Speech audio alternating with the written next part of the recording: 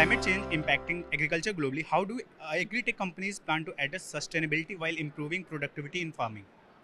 An important part, I can talk of you more from the processing aspect, is to get more and more processing happening closer to the farm gate, so that there is no emissions due to logistics, and also switching to sustainable sources of energy for processing. These would include anything like a biomass or solar based food processing. So one way in which we can tackle the problem is that, can we also make the farmer more resilient so they can actually get more value for their produce? And when the income levels are high, so in terms of any extreme weather events, they have that much of cushion that they can absorb any such climate shock. As you mentioned, in the context of food processing, what sort of challenges companies face when introducing innovative solutions to rural or small-scale farmers, and how can these be overcome? The biggest challenge that we face is that the trust is not there from day one. We are someone, farmers feel that we are outsiders in their village. We are introducing these new concepts. We are asking them to take a loan.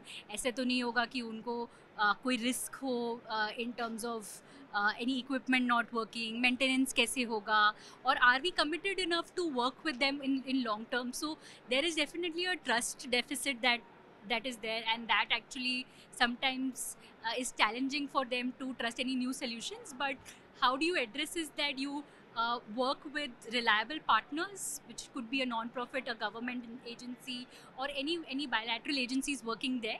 So you try you ride on their trust networks. And the other thing is that we can be more solution centric to them.